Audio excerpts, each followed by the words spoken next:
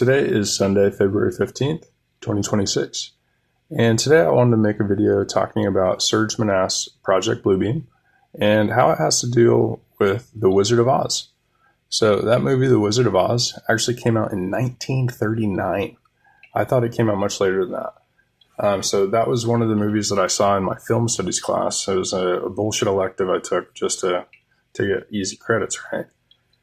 Moral of the story, that movie is a trip. Like, it very well could be psychological preparation for the new world that is to come. So what is it? It's a old white guy orchestrating psychological warfare against these people to make them believe in a different reality. Now, they've got attack dogs too. It's the Wicked Witch of the East, or Wicked Witch of the West, and then the Flying Monkeys. So, like, if you think about that, there are Wizards of Oz deploying literal, like, psychological games on us all day long, whether it's Silent N3, the Mockingbird Project, or attacking enlisted servicemen that are trying to protect our country, like in Operation Big Boy. Or maybe they're just fucking with people with mental health, like in MK Ultra in the United States and our neighbors up north in Canada. Now, these are all confirmed fucking things. These are all confirmed things. If you don't believe me, go look up William Binney, who worked at the fucking NSA his entire life and got targeted with the same fucking thing the second he decided to stand up for what he felt like was right in his heart.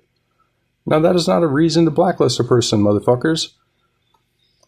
Okay, so the weird thing about The Wizard of Oz is it came out a week before World War II starts. A week before World War II starts. Potentially the biggest psychological preparation ever occurs. And I didn't ever realize it. I never thought of The Wizard of Oz like that. But if you think about it, that's exactly what the fuck it is. It's psychological preparation. Constantly in the movie, they're tricking people, deceiving people to think they don't have what they need. That's exactly what's happening to us. We're chasing after material bullshit we don't need and other shit. We need to focus on the core of what we're supposed to be doing. And we are being oppressed. In every single country on this planet, we are being oppressed.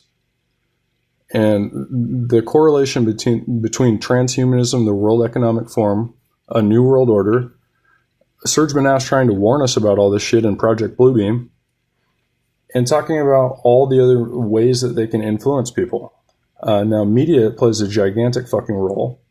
Everything we see on screens influences who we are. The content nowadays is not a coincidence that it's all shitty. We see things that we would never see in this life. I've never seen a murder, but you see it on TV in every motherfucking show. You know what I mean? That type of shit. You're exposed to ugly things that you would never see. Now, it fucks with you.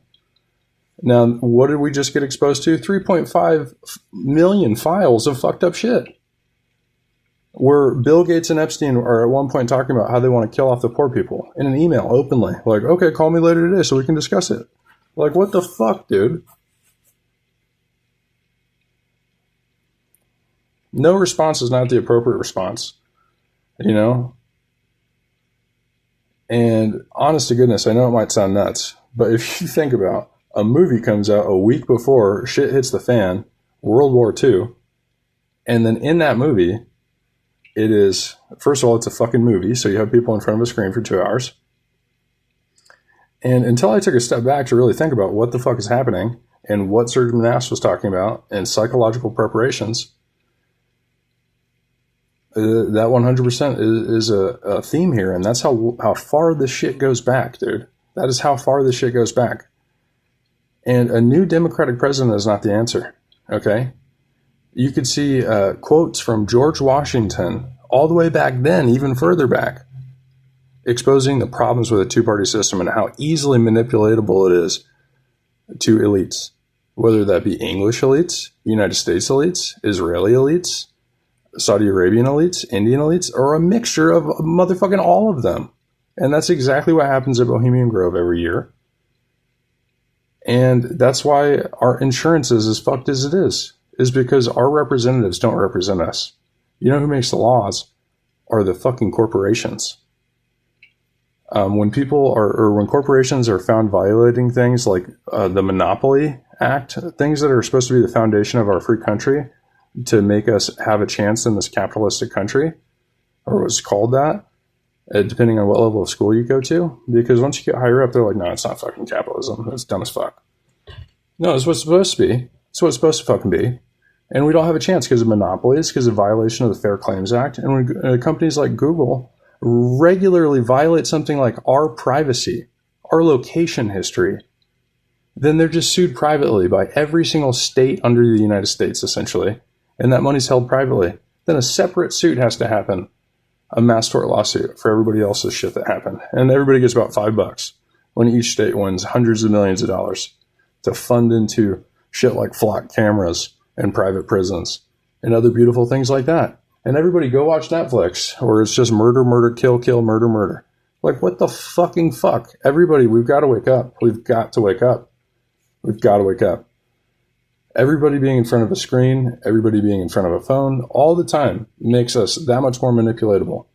These For You pages are carefully curated, not by some CIA agent in a suit, by AI to bring the mass amount of chaos in our lives and everybody else's lives. And again, no president is the answer. In this two-party system, we're fucked every single time.